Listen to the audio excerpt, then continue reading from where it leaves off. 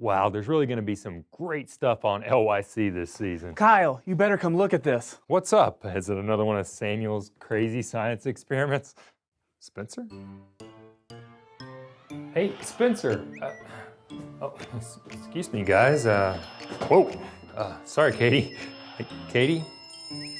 Starting to see what Spencer was talking about.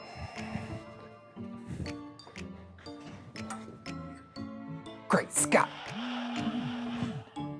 It's like everyone is glued to their cell phones, almost like they're all hypnotized.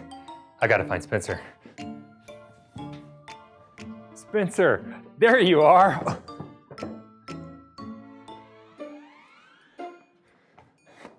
We need to do an episode of Launch Your Classroom about managing smartphones and other devices in the class.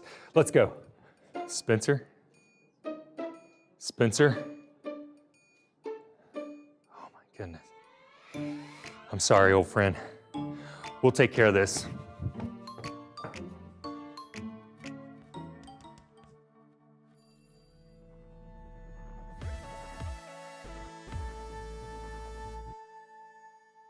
Welcome to Launch Your Classroom. I'm Kyle Pope.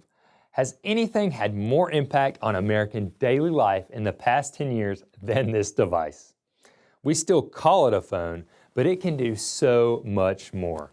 It's a camera, an alarm clock, a direct link to social media, a gaming device, a music player, a computer, and of course, you can text too. You know, I even got my first teaching job by doing a video interview from my phone.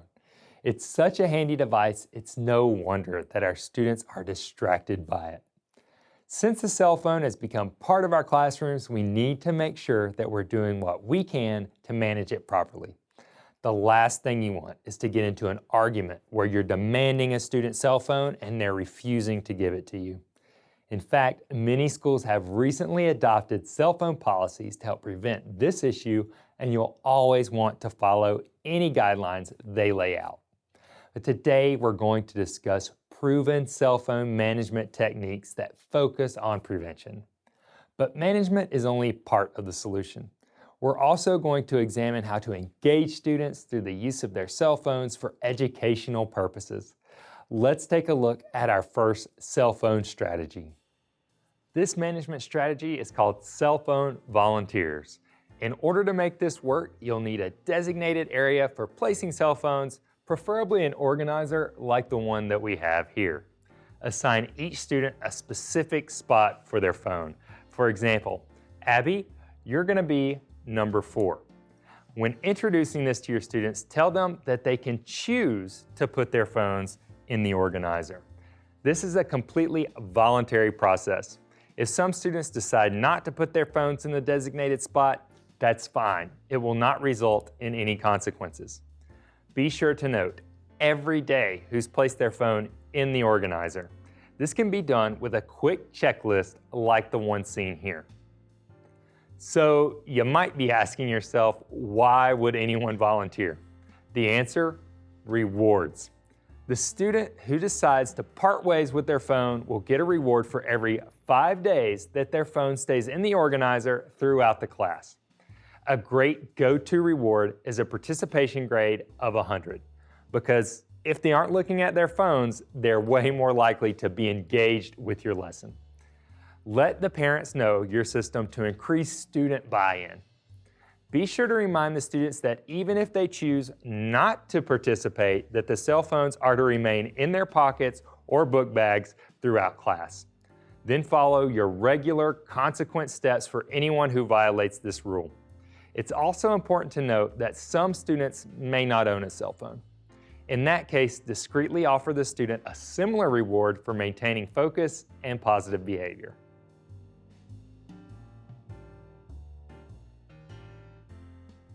How important is your phone, tablet, or other personal device to you? How often do you find yourself checking it? In the United States, smartphones are a major part of day-to-day life. From downloading recipes for cooking dinner to navigating as we travel, all the way to helping us unwind at the end of the day through entertainment, our phones are with us everywhere we go. In fact, it's not uncommon to see a couple at a restaurant or family sitting on the living room couch, all looking at their own phones. The wide availability of publicly accessible Wi-Fi in the United States means that at home or on the go, phones and personal devices are often in constant use. That might explain why the average person touches their smartphone over 2,500 times per day. According to one study, nearly 50% of children aged 11 and younger have their own phone. Among students aged 12 to 18, that number jumps to 98%. These numbers are only expected to increase as time goes on, so sooner or later as a teacher, you'll have to deal with students using smartphones in your classroom. First and foremost, it's always important to check your school's policies about student devices in the classroom and follow them. Some schools may not permit smartphones in the classroom at all, requiring students to keep their devices in lockers or other storage areas powered down. Other schools may allow students to carry devices and use them when appropriate for a class assignment. And some schools leave it entirely at the discretion of the teacher. While the classroom management aspect of smartphones in the classroom is an important factor for you to consider, remember that these devices are powerful pieces of technology with a multitude of features and functions that can also contribute to learning.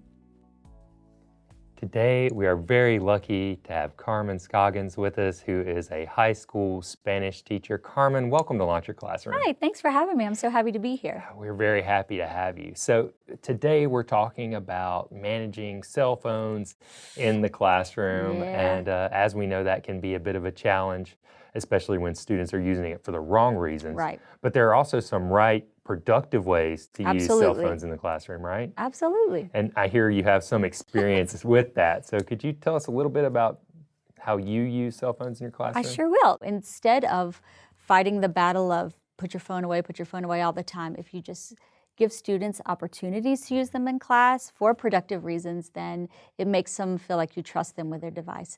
And so a couple things I do involve maybe using the camera feature or the app of some kind of QR code scanner. That's great. So when you are using these codes, are you putting them like on a worksheet that you're handing out? Are they moving around the classroom? It could, so many different varieties of things you can do. You could put it on a worksheet and then the code would bring up the video and then the questions would be on the worksheet. Very often what I do, because we know that students, not all learners are visual or auditory, and so some are kinesthetic, so I try to get my kids up and moving around as much as possible. So I might put the codes on the wall or even in the hallway. I trust my kids, so they just go out there, scan the code, and do what they need to do, and with whatever the task is. Well, it seems extremely engaging, and like I great. mentioned earlier, you are a Spanish teacher. Yes. So how do you use this specifically in foreign language? Typically what I do is try to go to something, a feature that the phone already has, like a voice memo feature where students can just record their voices or answer a question or something, and then they can share that audio file with me. I record my students' voices a lot. They have to maybe write something, which is presentational writing, and they turn that into presentational speaking. And then I turn those audio clips into QR codes. And then the other students have to go around and listen to their classmates' own voices. And so presentational writing and speaking becomes interpretive listening through that. So it's great. That's like the modern way of displaying student work. Right, because students in that particular level of language that you're teaching are pretty much at the same level, then what you might have to say to me, I would understand because I'm at the same level as you. So it works well. Wow, excellent. Thank you so much for being Absolutely. here and sharing Thank that you so with us. much. Good luck.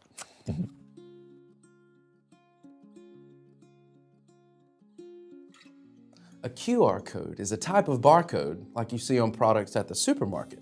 But instead of a cashier scanning it to determine a price, these codes can be scanned by common, free applications on a smartphone or a personal device.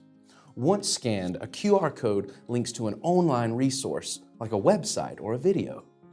QR codes are a great way to allow your students to use their smartphones in a productive and engaging way. First, find some online material you want your students to interact with. Videos are a great place to begin. If you're a world language teacher, you could find a video online of a popular song that your students are familiar with, but recorded in your target language. Or you record a video of yourself speaking the language and using key vocabulary, words, and phrases and upload it to a video sharing service. Websites, articles, and other online reading assignments are another fun activity to combine with a QR code. If you're teaching history, you could find articles related to the topic or primary resources from different perspectives on a historical event and associate each one with a different code. Once you've chosen your online resources, it's time to generate your QR codes. There are a lot of free, easy-to-use options online, so just enter QR code generator into your search engine. Plug in the web address of each resource and you'll get a QR code. Like Kyle mentioned earlier, you can put all of your codes into a worksheet and pass them out to your students. But you could print out your QR codes and place them around your room or out in the hallway to create activity stations for student groups to interact with. This is a fantastic opportunity to get students up and moving around. You could ask a representative from each group to scan the code, show the others where it takes them, and have them discuss. Part of the fun with QR codes is the sense of excitement and discovery they provide. Sure, you could hand out copies of an article or watch a video together as a class, but scanning a QR code adds a little bit of excitement that can really hook a student's imagination. You never know where it might take you. You know, you don't need to download flashy applications and specialized software to use student phones productively in your classroom. Modern smartphones have plenty of features that are already built in that you can use to enhance learning. Here's an example. Regardless of manufacturer, most phones have a voice recording feature called Voice Memo or Voice Notes. With this, you can have students record short audio clips as part of an activity. You can also use this a few different ways. If you need students to brainstorm at the beginning of an assignment, let them spread out in the class and in the hallway to quietly record their thoughts as an audio file. You can also have them record brief self and team assessments after the activity, alleviating the stress of having to do it in writing or in front of the class. If you're a world language teacher, voice memos are great for speaking exercises. Let's take a look. In this example, Brian is a Mandarin immersion teacher whose class is learning how to order food in their target language. 同学们，安静，安静，因为你们每天早上都说我们饿死了，所以今天我们学怎么用中文在饭馆点菜。你要吃什么？你要吃饺子、猪肉，还要吃豆腐。好，你的手机拿起来，站起来，那用你的手机录音告诉我你要吃什么，录音以后发给我电子邮件，好不好？明白了吗？开始吧。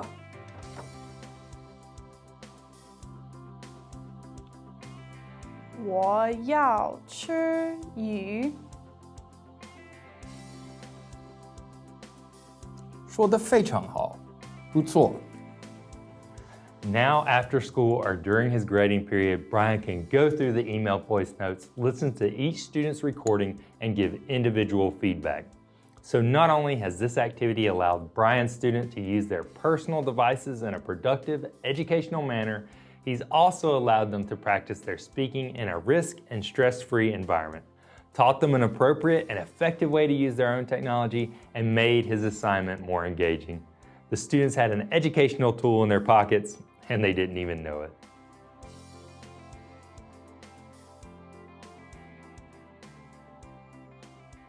As an elementary school teacher, you might not have as many issues regarding student cell phone use compared to middle and high school teachers. Most of your students don't own cell phones yet, or they don't use them as much as a teenager does. However, it is likely that at some point, a few of your students will try to bring them into class and use them at an inappropriate time. Not only does this disrupt class, but it also has a major impact on your students' ability to focus. So, how can we keep elementary school students from using their phones during class? Let's take a look with the help of our holographic simulated classroom. Computer, run program Heather, Delta. Hi, Patrick. I really like your hat. Thanks, Miss Rachel. Hello, Clarice. How's the new book you've been reading? The main character is really funny. Ha ha. Thanks.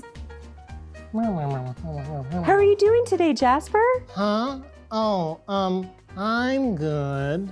Where do we always put our phones when we enter the classroom? On our shelves. Sorry, I forgot, Ms. Rachel.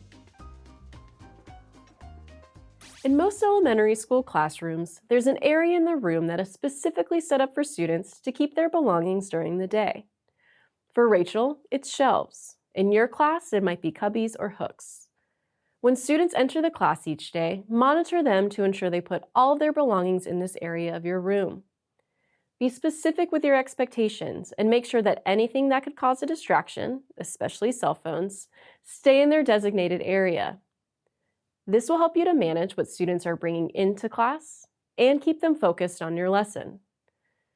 It's important to remember that most younger children who do have cell phones have been given them in case of an emergency.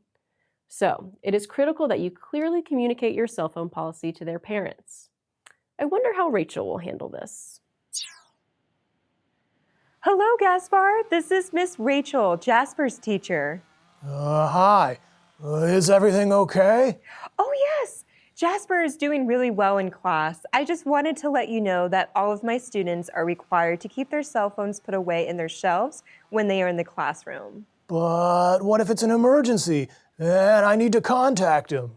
You can always call the school number and the office staff will make sure that you get to speak with him. Oh, yeah. Sounds good. Well, thanks, Miss Rachel. Rachel did a great job reaching out to Jasper's father and letting him know her cell phone policy. Contacting parents by phone provides a wonderful opportunity to immediately respond to any questions or concerns they may have. But you can also consider sending out emails or letters home and encourage parents to reach out if they'd like to speak more about the subject. Let's see how Miss Vincent-Rotzi ends her day. Goodbye, Patrick. See you tomorrow, Clarice. And Jasper, great work today. Thank you so much for putting up your phone earlier. And remember to call or text your dad to let him know you're out of school. Bye, Miss Rachel. I'll call him right now. What a great way to finish a school day. Having students put up their phones at the beginning of class is like any other classroom procedure. It will take time and you'll need to teach, reteach, and probably reteach the process several times before you get total compliance. Be patient, encouraging, and make sure that you are maintaining clear communication with both your students and their parents. Then you'll be successful, just like Rachel.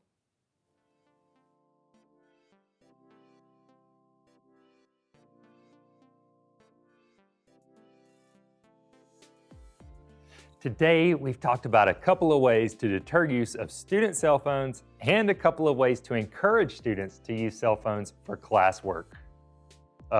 Samuel, we're on. Sometimes the lines can become blurred for students and adults too. Exactly when can I use my phone and when am I supposed to put it away?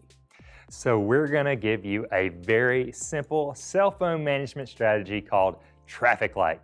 All you're going to need is 3 pieces of paper, red, yellow, and green, and a prominent place to display them in your class. We suggest a whiteboard. To make sure that these stand the test of time, it's best to laminate them if possible. It's also nice to have an additional visual cue, such as an image of a cell phone like we have here. These 3 pieces of paper symbolize a standard traffic light and have a related meaning to cell phone use. If it is red, then no cell phones should be in use. They should be put up in the organizer, in the student cubbies, or zipped up in the student book bags. If the color is yellow, that means that students can have their cell phones out, but they need to use caution because the cell phones are only to be used for the current instructional activity, not for personal use. And last, we have the color green. If the color is green, that means that you are allowing your students to have their phones out and may choose to use them for personal reasons. This can be especially handy as a reward or a tech time brain break. If you choose to do this, make sure that you set up guidelines such as no phone calls, and you'll always want to set a timer. Definitely no more than 5 minutes. Teach your students these visual cues and make sure to draw their attention to the traffic light whenever there is a transition or when they are using their phones inappropriately during the class. Kyle? Sorry, I really need to work on managing my personal screen time. Let's see if Heather has any tips. Did you know that the average adult spends close to 11 hours looking at a screen each day? That's nearly half of our day spent scrolling, texting, or watching.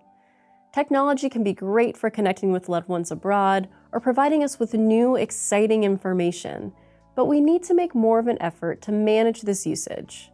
When we spend a lot of time in front of our screens, this disrupts our sleep patterns, interferes with family time, and impacts our overall health and well-being.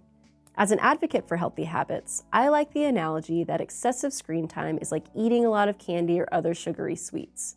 It feels great in the moment, but then it's followed by a crash, leaving our mind and body void of the nourishment that they need. So, here are some helpful tips for managing screen time. Increase your time outside. Go for a walk in your neighborhood, take your family to the park, or simply sit out on your porch. Being out in nature lowers our stress levels and enhances our mental health. Either leave your phone at home or put it on airplane mode to avoid screen-related distractions. Take care of your physical health. Go for a run, do some yoga, or take a class at your local gym. Anything that gets you off your phone and active. Exercise helps to balance our brain chemistry so that we can lead healthier, happier lives. Use brain breaks. Remember the benefits of mindfulness and brain breaks? Try to incorporate more of these breaks in your day by simply taking time to breathe deeply and take notice of your surroundings without the use of your phone. Practice good sleep hygiene. Set a time every evening to turn off your screens at least an hour before you go to bed, as well as giving yourself time in the mornings to wake up and be present without immediately reaching for your devices. Some phones even have built-in apps that allow you to set designated screen times. If you feel like you've been spending too much time on your devices and not enough time taking care of yourself or your loved ones, then just remember these great tips to avoid staying glued to your phone. Hey, Julian. Hey, Kyle. Well, whatever you did, everything seems to be back to normal. Had a feeling it would all work out. So tell me, what did you do? You know me, I always have a strategy. Well, if you'll excuse me, I gotta do the conclusion.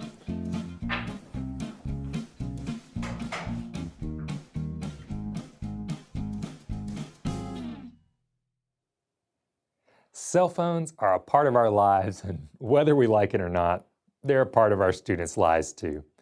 Even if you and your school do not currently have a cell phone policy, it's never too late to create one. And today, we've given you several effective ways to manage phones in your class.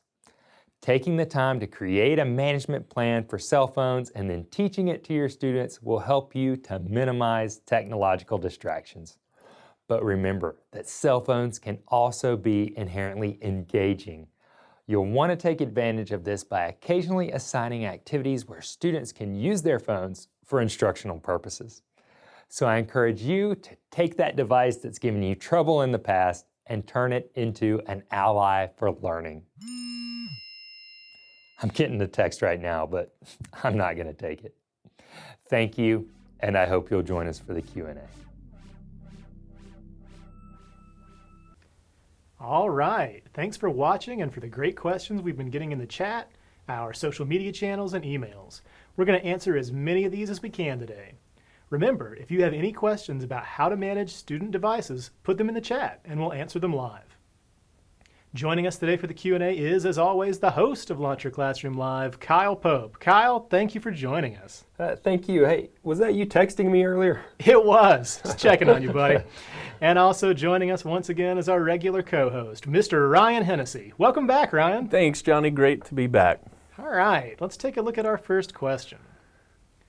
Marcia writes, how do you keep students from becoming a distraction when they're going to and from the organizer? I think she means the cell phone volunteers organizer. Oh yeah, thank you, Marcia. Yeah, if you're hanging this up towards the the front of your room so you can see it real well, you definitely don't want students constantly getting up, getting their cell phone out, then going back to their seats. It's just like the pencil sharpener or anything else at the front of the room could cause a big distraction. So you're going to need a procedure for it. Definitely one at the first and the end of your class. Designate maybe a minute or two at the very first of your class. Say, all right, guys, everybody put your cell phones in the organizer.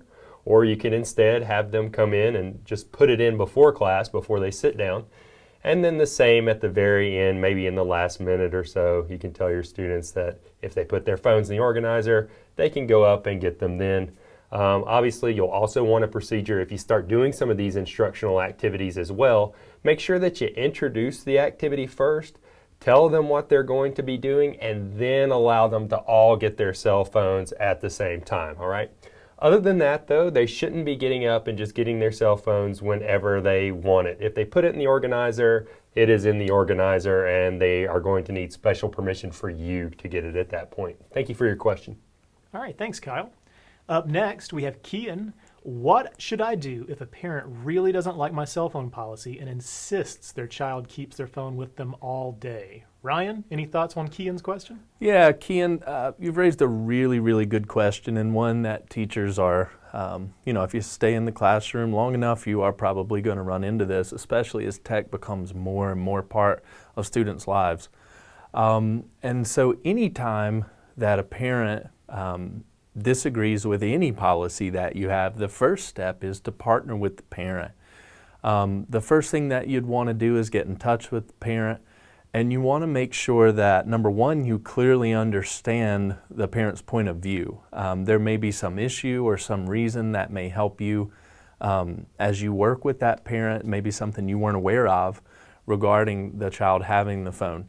And then you want to try to make sure the parent really understands your policy. Maybe there's some area that they're just not, maybe not aware of that could change their mind. And then as you go on into your meeting and you get to talk to each other a little more, you're going to have to find some common ground. If the policy is going to be a point of contention, then you need to discuss with the parent how they might jump in and help you manage those things and work with their own child. That would be my best advice. You have to partner with parents. Thank you, Kian. Good luck. All right. Thank you, Ryan.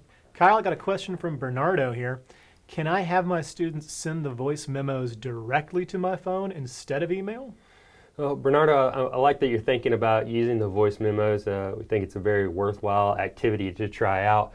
But as far as sending it directly to your phone, especially a personal phone, I got to say no on that. You want to keep your communication with students as professional and as documented as possible. So kind of like what we demonstrated earlier, once they create those voice memos, you want them to send it to your school email, all right? So you have a record of this communication between you and your students.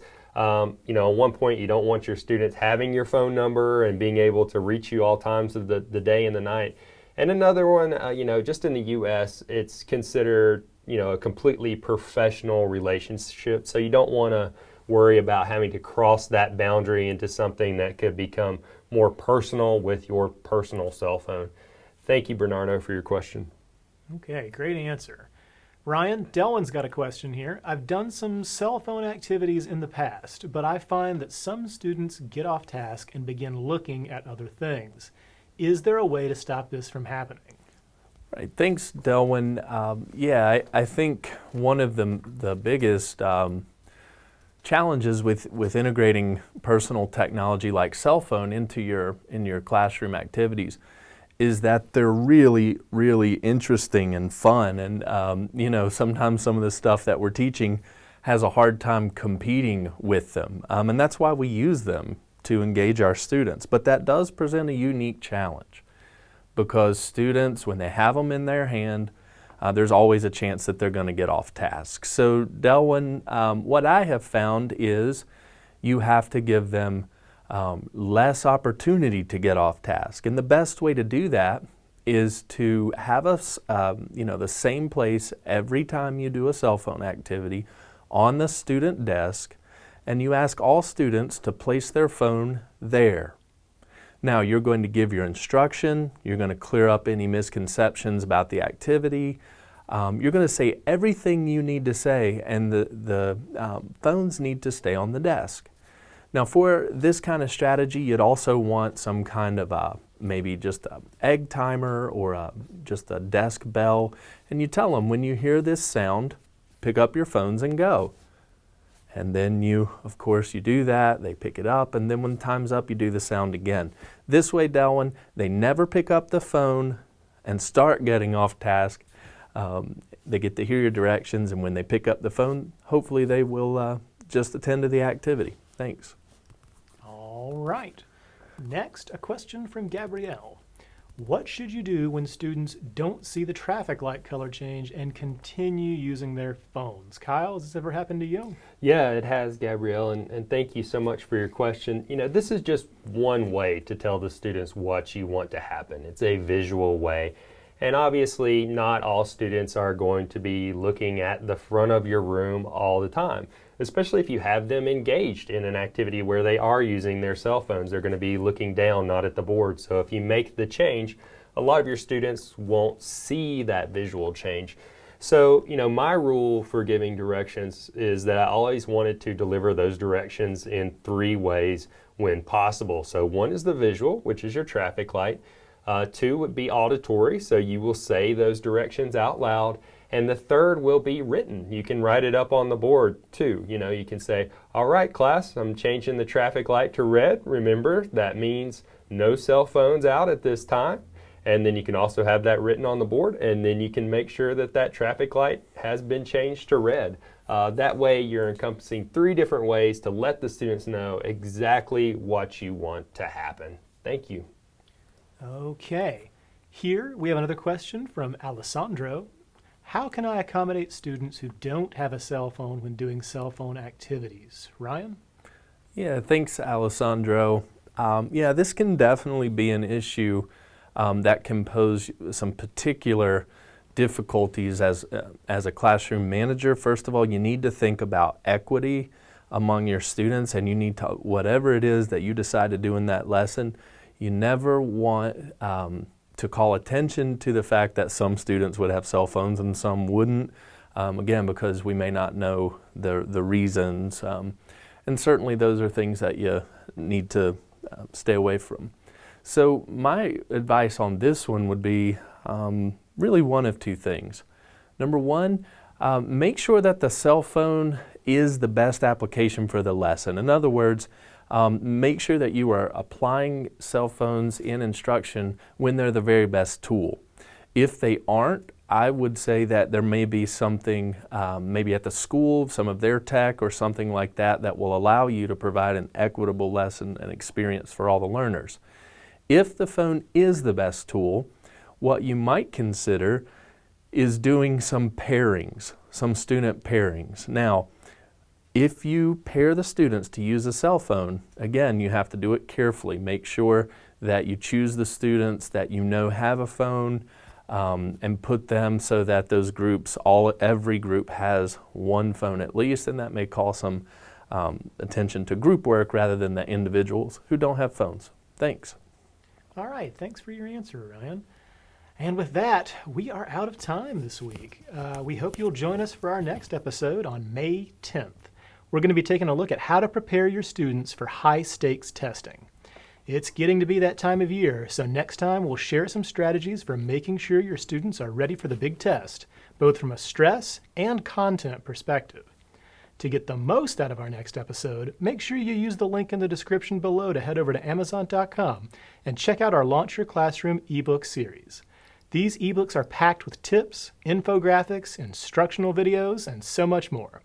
And remember, to stay up to date on all the free professional development that EPI offers, why not subscribe to our YouTube channel? And while you're at it, click the bell icon to receive notifications when we're live. Launch Your Classroom will be back on May 10th. Take care, everyone. We'll see you next time.